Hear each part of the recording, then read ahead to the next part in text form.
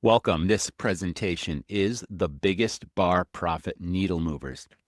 Now, your restaurant or hospitality enterprise can make lots of money on the bar. You can also lose lots of money on the bar. So we're going to teach you all about today the biggest needle movers, of course. But first, let me thank my good friends at TerraSlate. They made this presentation possible. TerraSlate, 100% waterproof, rip-proof, antimicrobial menus with overnight shipping anywhere in the world. Get your new menus fast. They also have a great graphics department. They'll help you design a really profitable and effective menu. So thanks, TerraSlate. Okay, let's get on with it. Okay, let me tell you a little bit about myself. I am a 30-plus year hospitality professional. I founded 5 high-volume restaurants from scratch, which I have since sold, several of which had high-volume bar operations. I am the host of the weekly Restaurant Rockstars podcast.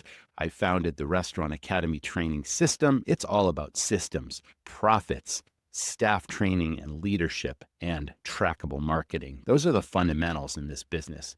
And I also am the co-founder of a hospitality technology company, Nightcap Incorporated. Enough about me. Let's get on with this. Okay, I consult to restaurants and bars as well. And the first question I usually ask is, what business are you in and what are you selling? And no, that's not a trick question. But as you can imagine, most of the time I hear, oh, I'm a restaurant or a bar owner or a general manager, and we sell food and drink. We sell beverages. And I stop them right there and I say, when I was in the bar business, the restaurant business, I was not in the business of running a restaurant or a bar. I was in the business of running a business. And those are two entirely different things. My products were not food and drinks. They were entertainment, consistency, and a whole lot of good times. And that made all the difference for me. So that's a little paradigm shift. Every restaurant and bar has a story. What's your unique story? It's something that you need to make sure that your team know, because this is interesting to your guests. It's a hook. It brings people in. It creates loyalty or affinity with your guests. I don't like to use the word customers. I use the word guests. Everyone has a story. It's an origin story. Maybe you're the founder. Maybe you purchased this bar or restaurant. Who knows? But what is your unique story? Let me tell you my story. My very first restaurant was a wood-fired pizzeria 30 plus years ago. And I really wanted to do things the real Neapolitan way. Not everyone knows that pizza was actually invented in Naples, Italy. And if you were to go to Italy, there is a pizzeria on every corner, and they have these wood-burning brick ovens. They're works of art, and they're right in the middle of the dining room floor because they believe, as I've always believed, the hospitality business is show business. Anyway, I was open for maybe a couple of months with my brand new pizzeria, and I read a magazine about the origins of pizza, and they actually did a story on the original pizzeria in Naples, Italy, that actually invented the food we know of as pizza. And it's literally been passed down from generation to generation to generation for a couple hundred years. And that original pizzeria is still there being run by descendants of the original inventor of pizza. That's an incredible story. I just had to go there. And I lived in Italy when I was in graduate school, and I had very basic Italian. It was a little rusty at that point, but I got on a plane and I flew to Naples, Italy. I had to find this place, and I walked in the door, and I was able to communicate to the descendants of the original founders of this pizzeria that I had a pizzeria in Maine, and I wanted to do things the real, authentic Neapolitan way. And the next thing you know, an apron gets thrown over the counter, and they invited me back. And for the next 5 hours, I am in the world's oldest pizzeria making pizza with the descendants of the people that invented pizza. And they taught me secrets that I actually brought back with me and I instituted in my pizzeria. Now, no one else could tell that story. And I printed that on my pizza boxes and on my menus and on my takeout containers and in my ads. And that was a hook and that was a draw. So think about the power of your story. If it's unique, you need to market it, promote it, make sure your team know it, and tell every guest that walks in the door, and promote it everywhere you can. That's powerful. Okay, what is the true meaning of hospitality? Now, everybody has their own definition. A long time ago, I learned that hospitality is absent when something happens to your guest. Hospitality is present when something happens for the guest. Now, that's a really, really powerful thing to remember. It's a powerful thing to train your entire team and to think about that every day and to talk about it in pre-shift meetings. What can you do today to enhance hospitality and do the unexpected and over deliver on the service? Because that is a true competitive advantage. All right.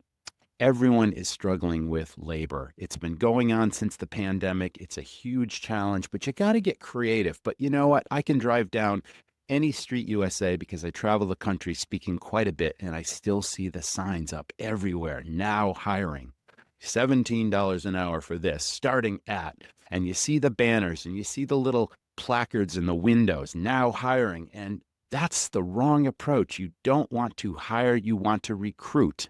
And that is a huge difference. Now, a long time ago, I had a similar staffing challenge.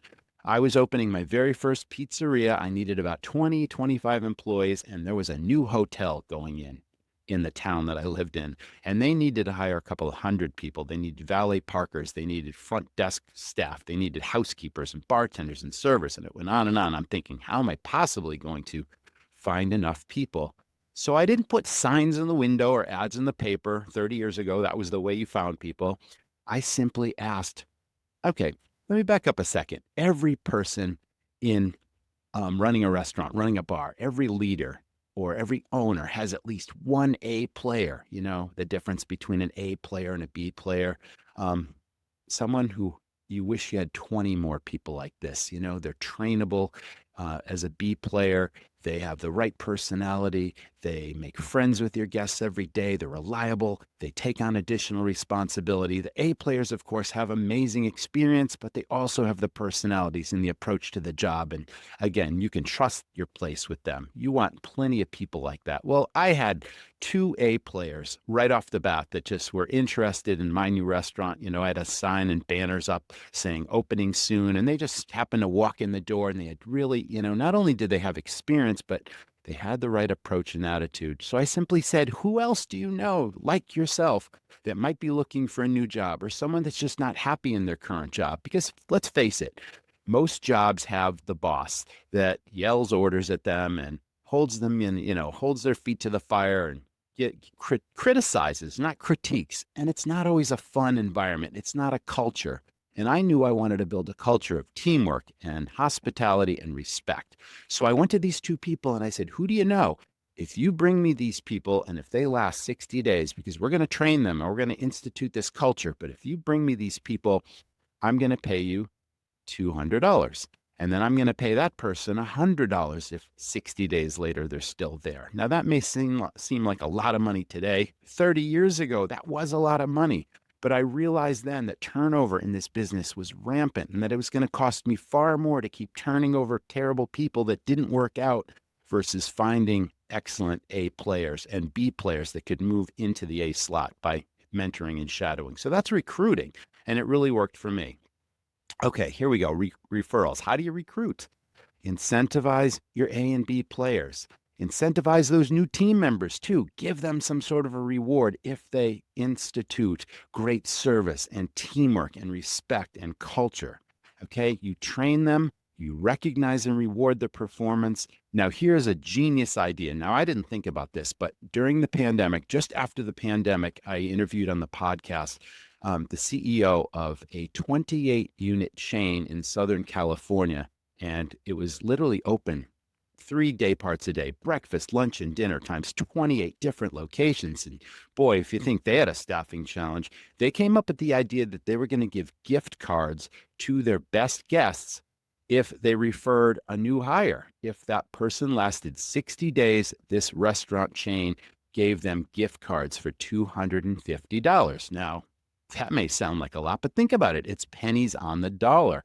It's your food cost. So if you've got a 30% food cost, it's 30% of $250 or $200. And it really, really worked out for them. So I recommend that to everyone that is having a labor challenge. Think about it. You may get some great A players and even some B players from that idea. All right, let's talk about company culture. A long time ago, and I hope you don't still have this, there are these mission statements, not only in the restaurant and hospitality and the bar space, but any industry had a mission statement. Oh, we believe in this and we practice that. And no one cares and no one looks at it. No one discusses it. That's not a culture. A culture is something different. It's an aura, it's a feeling, it's a team spirit. It's making sure that you set clear expectations of your people and that they rise to challenges and that they take pride in what they do. Now look at this team. They look engaged. They look like you could leave this place with them for a month or two and go sit on a beach in Bali. And when you came back, the place would be just as successful because they care and because you've provided opportunities for them to take on additional responsibility and move up. Now, the culture in all my restaurants was hospitality, family, and fun. Of course, hospitality is the foundation of our business. I want everyone to feel like family. I wanted the guests to feel like family. I wanted the team to feel like family, and we wanted everyone to have fun. And I had engaged people like this. And the longevity in my restaurant went way up and the turnover went way down. And I owned those restaurants for about 20 years. And I go back there as a customer now, and people I hired 30 years ago still work there. It's incredible. So that's sort of the foundation of culture. All right. Okay. The bar business, the hospitality business is show business.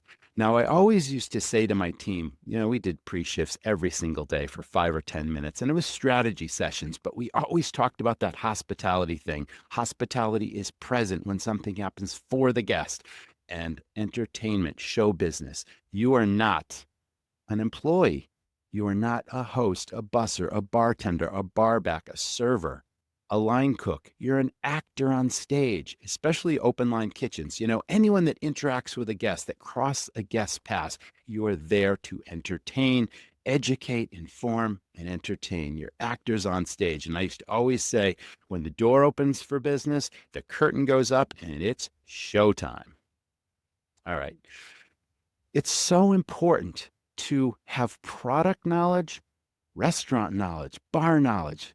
You need to train your team in everything that's important. You need to quiz them, keep them on their toes so that they know their menus inside and out. They know the specialty cocktails inside and out. And that whenever a guest asks a question, you never want a team member to say, I don't know, let me go ask my manager.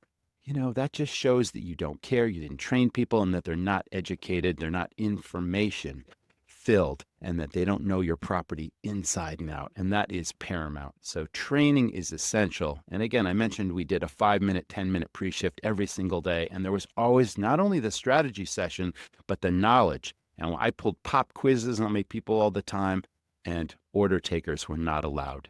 Okay. It was all about suggestive selling, which obviously came through when someone used their unique personality. And we encouraged personality because that's part of it too.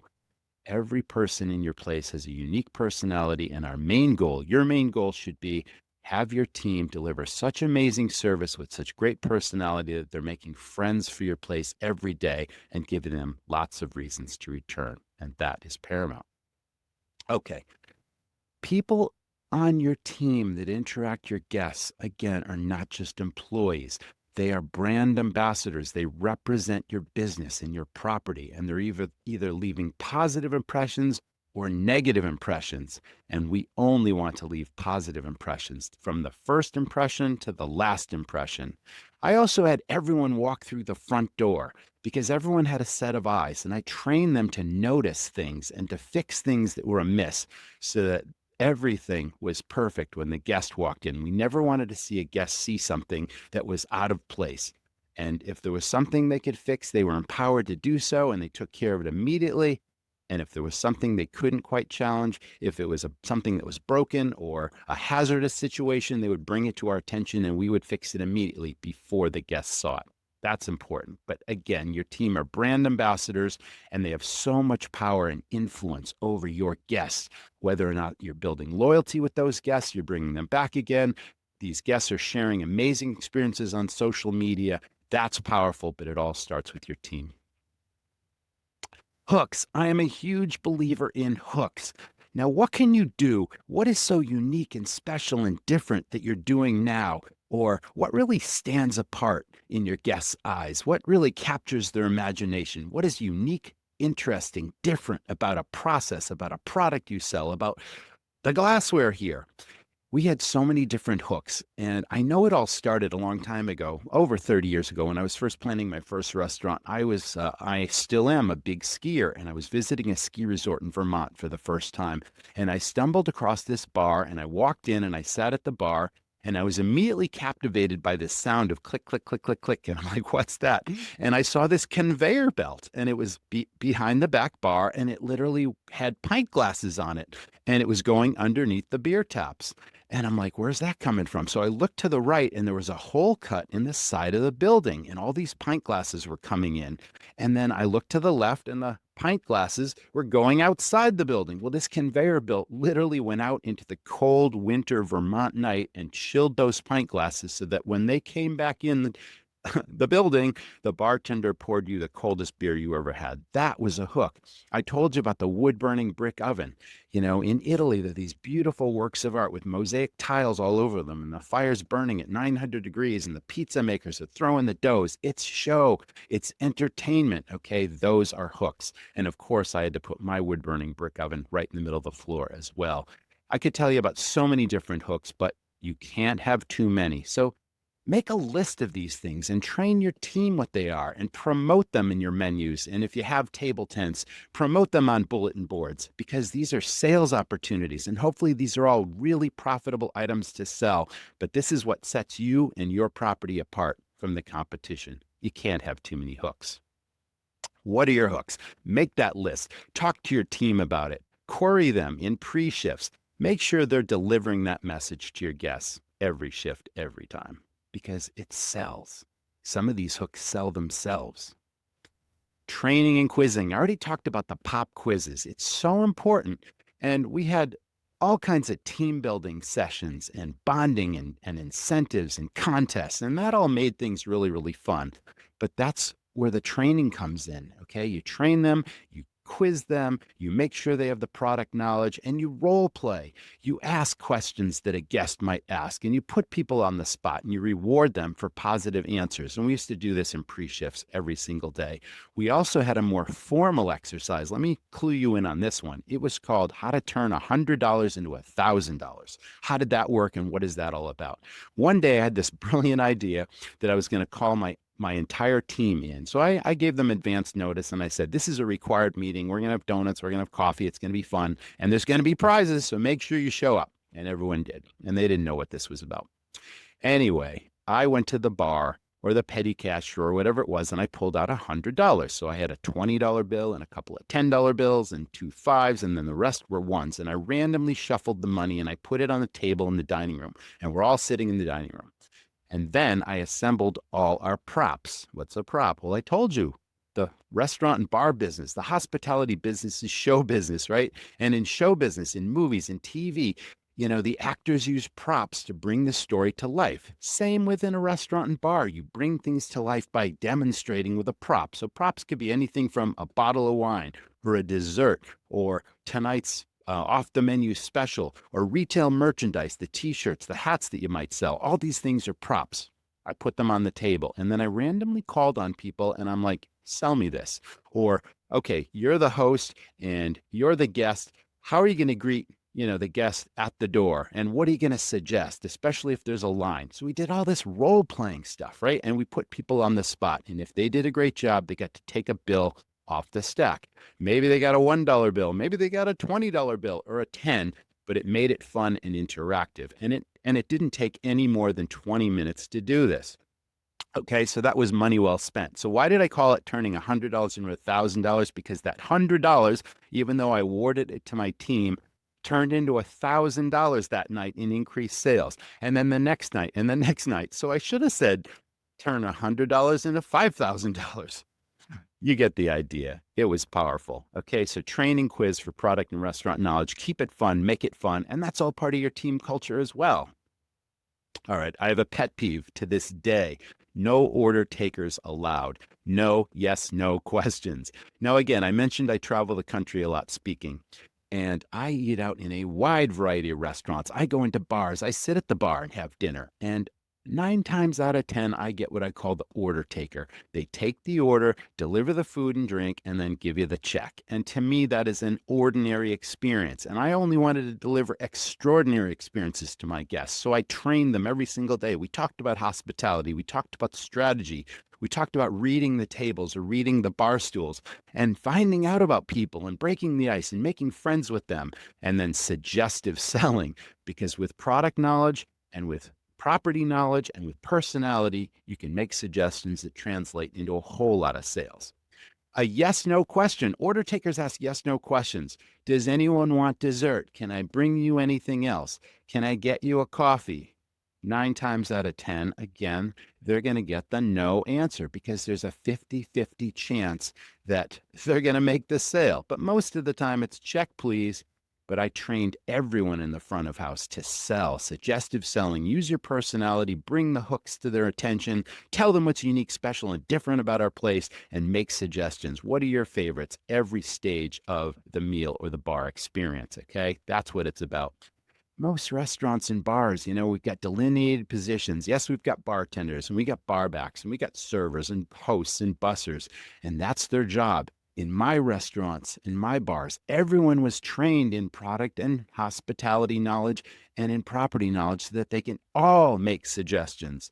It was not uncommon that a busser was trained in the wine list because I was always moving people up in my organization. I wanted the best bussers to become servers and the best servers to become bartenders, and everybody made more money and they were incentivized to learn and to practice and to study. And again, we quiz these people.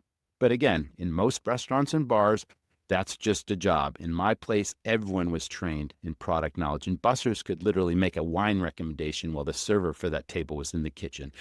Punch that into the point of sale system, go get the wine at the service bar, deliver it to the guest as if that person was the server for that table. And that was choreographed service and super powerful. All right, let's talk about hidden opportunities. Order takers miss thousands of dollars a week each in hidden opportunities and even more. What's a hidden opportunity? Let's talk about it. Cash cows are a hidden opportunity. Upsells are a hidden opportunity. Add-ons, most profitable items. Let's start at the top. What's an upsell? Okay, in a bar, someone orders a gin and tonic. That's a well drink. If you're well trained, you automatically suggest, you assume the sale and you suggest, would you prefer Bombay Sapphire or Tanqueray 10? Cash cows are all those items that have very high perceived, hopefully you've got a lot of these, high perceived value by the guest. You can sell them for a lot of money, yet they cost very little money. That's a really powerful thing that lowers your food and beverage cost and that increases your profit. Add-ons, if you sell food in your bar, what can you add on to a Caesar salad? Every step of the meal has different add-ons that'll enhance that meal, but will raise the check average. So if we're talking about a Caesar salad, can you add shrimp or scallops or chicken? Or can you add feta cheese, blue cheese, goat cheese to a different salad? If you have steaks on your menu, can you offer sauteed mushrooms and onions or specialty rubs on those steaks? You get the idea. These are all add-ons, okay? Most profitable items. Now, I could go into great detail here, but it's so important to know what every single item on your menu contributes to your profit. And I'm not talking about labor cost here. I'm only talking about what are the ingredients cost to serve that to the guest versus what you charge on the menu and what is the profit that that item delivers. You need to know these things. And once you cost out your menus, you need to train your staff in what are the most profitable items that we can recommend. And that's really important.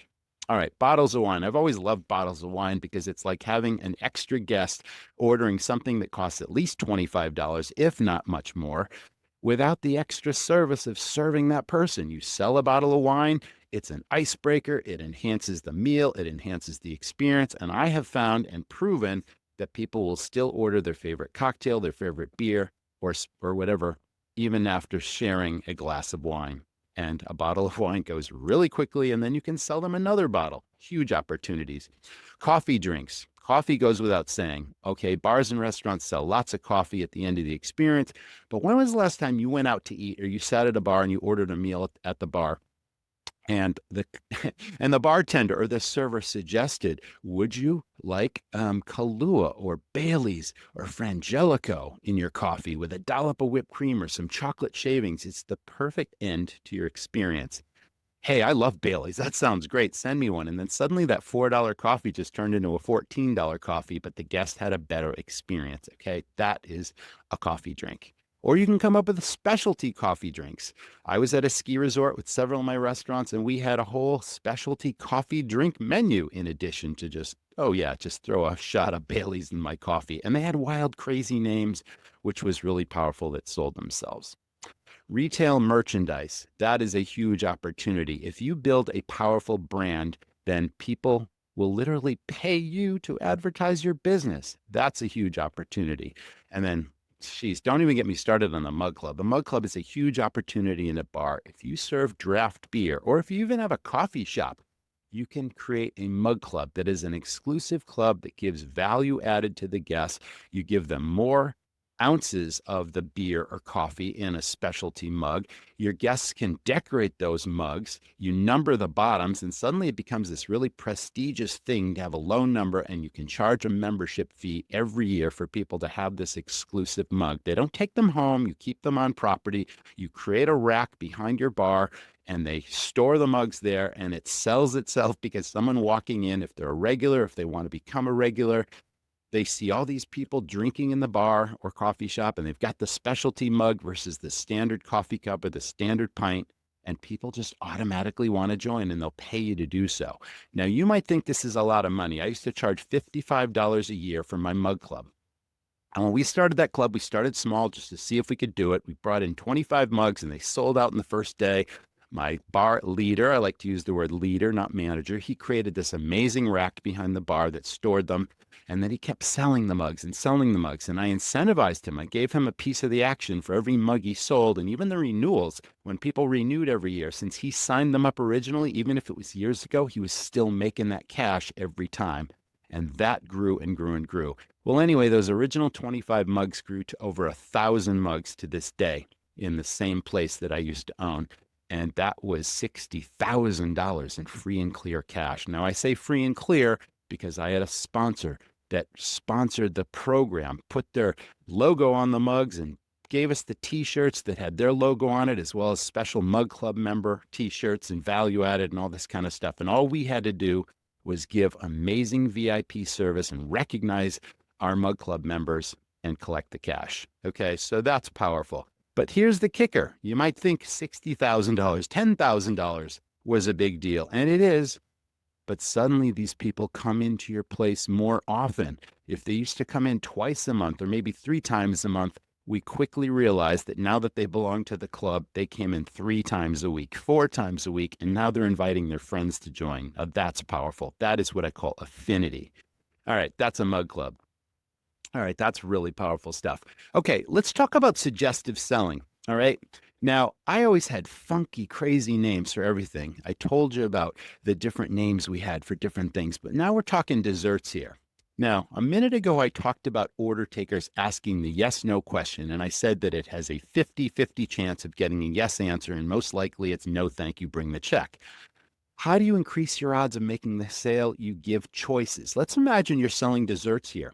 And there are 3 choices. There's choice A, there's choice B, and then there's the no choice if you're giving choices. Let's just assume that choice A is the raspberry cream disaster, and choice B is the chocolate peanut butter blast, and no is the third choice. Notice that all 3 of these things have an equal likelihood that the guest is going to say, yeah, bring me the raspberry cream disaster. Oh, wow, the chocolate peanut butter blast sounds great. 33 1/3% A, same for B, and same for the no answer. But now suddenly by giving those 2 choices, you doubled your odds of making the sale. And now it is a 66.6% chance of getting a yes answer because you brought it to life. You made it sound so good the guests could see it, smell it, and taste it before it even came out of the kitchen. And you just made the sale versus 33% no. Beats 50-50 odds every single time. 9 out of 10 times this works. But again, it's product knowledge. It's having choices and favorites and making recommendations throughout the meal. And that's what doubles and triples check averages in restaurants and gives guests a better experience. That's guest service and hospitality. Okay, don't forget, mocktails is the biggest thing happening in our industry right now. I just interviewed someone on the podcast that's an advocate for the non-alcoholic movement. They represent a brewery and a winery.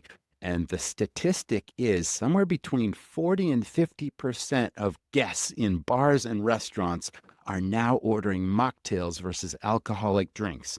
But mocktails can be very, very profitable. and you need to put them on your menu because so many people are looking for those choices. It still looks like they're drinking a cocktail. There's no stigma about it, but they're ordering this. And then there's even these guests called zebras that are abstaining from alcohol most of the week, and then they're having an alcoholic drink on weekends or Friday and Saturday night, or they're alternating. They'll have one mocktail, they'll have one cocktail, and so on and so forth, because it's a healthier thing to do. But mocktails are huge and they're profitable. And now there's non-alcoholic beer, there's non-alcoholic wine, and of course, non-alcoholic cocktails that taste and, look like cocktails. So don't miss that opportunity. Okay. Inventory is so important. When I travel, I also ask the question, so do you take inventory? And so many restaurant owners and leaders in these businesses think, yeah, we place an order, 3 times a week and we get 3 deliveries a week. And I'm like, no, it's not about placing next week's orders. It's actually about calculating the true value of your goods, your products on hand at any given time. And look at the bar. The bar has such extensive choices, and you might think it's an onerous process, but it is a system. And once that process is in place, it's the only true way to figure out what your beverage cost is, what your food cost is, and it is a process. Now, I have a template for this. Everything I'm talking about today, the Mug Club, the templates, everything is in the academy I first told you about, and I'll tell you more about that later. But anyway, inventory is important. I always recommend that a restaurant or a bar take inventory 4 weeks in a row. Why do you do that? Because, well, one, you could be losing money every single day if you don't know what your beverage cost is, your food cost, but you have to establish what I call your sweet spot, okay? Now, a solid inventory food cost would be, well, depending on the concept, you want something somewhere in the neighborhood of 28 to 35% and no more. A beverage cost should be much lower, especially if you're selling a lot of alcohol. It should be somewhere between 20 and 24% right now. Anyway, you wouldn't know this if you don't take inventory. So let's just say, I have a system for this, of course, but let's just say you take physical counts of all your goods and you figure out that you have a 32% food cost week 1. After taking it twice, you take it the first week and then a week goes by, the purchases come in the door and then you count it again. And now you've got a 32. And then the next week you get a 34 and then you get a 28. You don't know what your food cost is or your beverage cost. If there's a variance, that's great. Okay. The sweet spot is when you consistently take inventory 4 weeks in a row. And every single time you get a 32%, a 32.5 food cost, you get a 22 beverage cost, a 22 beverage cost. And then, and only then, you can go to a 30-day inventory. And that takes away the whole process as long as you can stay consistently in your sweet spot every month, every 30 days. But that's really, really important. And it's not about placing the order. So much money is lost in waste, theft, spoilage behind the bar, in your walk-ins. And you'd never know it if you're not taking regular inventory. Okay, strategic alliances. Now every time I opened a new restaurant or a bar, I wanted to introduce my business to new guests. I wanted to immediately seed the market. I wanted immediate customers coming in the door, and then I wanted to hook them. I wanted to give them such great service and such great product. And, my people were using their personalities and all that, but I needed a hook to make that happen. So what did I do? I came up with a cash cow. I told you I had wood-fired brick ovens, okay? And I created a coupon for garlic knots. Fabulous dish. It was a cash cow. It cost me very little to serve. I drove around probably, 4 or 5 mile radius in the town that I was located in. And I identified high traffic, high volume businesses that had lots of customers coming and going. I call them guests, but you get the idea. And I walked in, I introduced myself to the owner or the GM. And I said, hey, I'm Roger, and I'm opening up this new place, and I'd really like to give your customers something for free of value. And all you have to do is pass out these coupons. I'm going to print up these 4-color business cards, with a photograph of what I'm giving away. And as long as you pass them out, and stamp the back so I can track where they're coming from. Maybe you got a stamp that identifies your business. Maybe you just give me your initials. I don't care. Tell me what it is. I'm going to track it every single week. And I'm going to give you 10% trade at my new place before tax. And I'm going to load it on a gift card and literally, thank you. You can come in, you can sign the check. You don't have to pay. And people love that. Well, some of these businesses delivered somewhere between $12,000 and $15,000 in new business in the door in the first couple of months that I did this. And it was so powerful. And we tracked it, and we also promoted their business as well. And it was a win-win situation. So I called those strategic partnerships. Here's a copy of the coupon, the garlic knots. And I had fantastic copy, famous, fantastically fabulous garlic knots, absolutely free, $10 value. And those are the coupons that these businesses passed out. What's the lottery ticket on the bottom? Well, once I got people in the door the first time, I wanted to make sure I got them back again. I already mentioned that we were going to give you a great service and a great product, but I wanted to hook you. I wanted to make sure I got you in for the second time because I knew it was more likely that I would turn you into a favorite regular customer if you came back again. I'm at a convenience store, and the person in front of me is holding up the line because there's all these rolls of colorful lottery tickets and they can't decide which one. And suddenly it hit me. What if I custom branded a lottery ticket to my business and it had those little scratch off squares? And I did this every year for a couple of years, and some had diamonds and some had squares and circles, and one had a whole row of them. Okay. And every ticket was a winner. But when did we give these things out? And what did we give away? Cash cows. Again, the garlic knot was a cash cow. We came up with 5 or 6 other cash cow items that, again, cost very little to serve the guests, had very high perceived value, lots of value, and they were huge hits. And we sold lots of these on the regular menu so we could afford to give them away. All right. So I had this company. I went out and I found a printer and I said, I want to create a lottery ticket that looks like a real lottery ticket. We came up with this sweepstakes name and all this kind of stuff. Okay, when did we give them out? In the check presenter. After the people paid their check, you bring them back the credit card slip to sign or the change from their cash or whatever. And then your servers or your bartenders or your hosts would say, hey, we're having this special promotion. Hope you win. This is something fun. It's a lottery ticket. Here you go. And they would immediately pull out the quarter and scratch it off to see if they win. And sometimes the first little square would say, try again. And then the next one would say, try again. And then ding, ding, ding. The third scratch off was they'd win and they'd get all excited in the restaurant. And that created excitement for other people around. And it was just a huge promotion. So what's the kicker on both of these things? We tracked them. And the servers and the bartenders would staple these coupons to the guest check. And we tracked them. And the average spend was $75. $75 to $80 for every one of these coupons that came in the door for the cost of less than $1 on the cash cow. Now that was huge. Great idea. You can do it too. Okay, let's not underestimate the power of influencers. What's an influencer? It's someone that's in a position to recommend your place to tourists or locals or whatever. We're talking hotel concierges or those businesses that were my strategic partners. They were influencers. They gave people reasons to come visit my places. They could be Uber drivers. There's a whole bunch of people out there that, especially if they're fans of your place, if they're already guests of yours that are loyal and they have, a network or a following, you can incentivize them to send business to your place. All right. That's really, really powerful. Okay. We already talked about the mug club, exclusivity, affinity. What's a kickback card? Okay. We wanted to offer so much value. We asked our suppliers for prizes. Okay. You spend lots of money with your food service suppliers, your beverage suppliers. We asked them for prizes that they could give us because we've done lots of business with them for years that we could use for incentives for the mug club. Well, we printed, had these mag stripe, like credit cards printed with the mag stripe on the back. And again, it had our logo and our brand, and we called it the Kickback card. And it was sort of a value add for the Mug Club members. Every time a Mug Club member came into our bar or our restaurant and sat down, they would hand it to the server or they would hand it to the bartender and they would swipe it through our point of sale system. And it was sort of a loyalty program that would automatically be programmed to award a prize randomly. So maybe every 10th or 15th or 25th person, and you can control that came in and presented their card would win a prize, every single day. And we had a whole war chest. We had a whole closet full of stuff because we asked all our suppliers for prizes. Anyway, it was a really, really powerful incentive. So that was the Kickback card.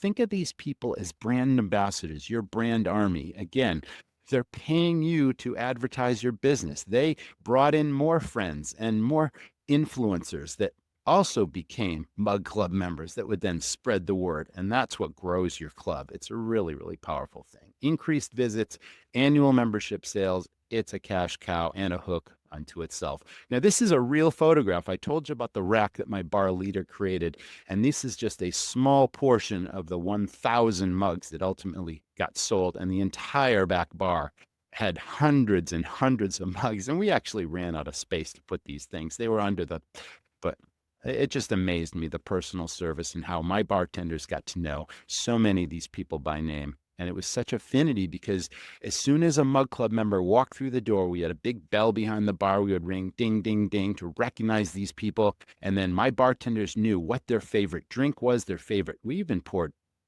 liquor cocktails in these things. People said, "Oh, can I get a rum and Coke in it? I don't feel like drinking beer today." Yes, you can. That was VIP service. We knew what they were drinking. It was poured before they even got to the bar. And that was powerful stuff. That's exclusivity. Live music is an opportunity. Now, not every place has room for rock bands. We did rock bands 3 nights a week in our place, but we also had acoustic musicians that were singer-songwriter people that, they had their own material, but they also interspersed it with those songs that everybody loves to sing along to, the Beatles and Cat Stevens and all that kind of stuff. It's a draw. It brings people into your place, and it doesn't cost very much. A couple $100. They'll play for a couple hours, and they'll actually increase sales in your place, but they'll bring more people in. So if you don't have room for a stage, you don't really need one. You just need to carve out a little corner in your lounge, in your bar, and bring in an acoustic musician. You can find them anywhere USA, and it's a lot of fun. And I love that. And you know what? I'm really, really great friends to this day with one of my favorite musicians that played in my place for years, and now I go follow him. And when he's playing at our ski resort or somewhere else, we usually go and say hello to Mitch, and Mitch shares the love, and I still love singing along to his stuff today. So think about it. That builds affinity with your guests as well. Logo merchandise. I touched on this briefly, but it's such a powerful thing. You build a brand, you come up with a unique logo, your colors, the logo, it pops, and people buy this stuff. And it's so powerful. It's free marketing that rings your cash register. It's an additional profit center. It's impulse buys, because as someone walks into your place, if you can create a little retail merchandise area that catches their attention, it sells itself also. It's impulse items, okay? Your guests become brand marketers. It increases check averages. It's just a huge, huge way to go.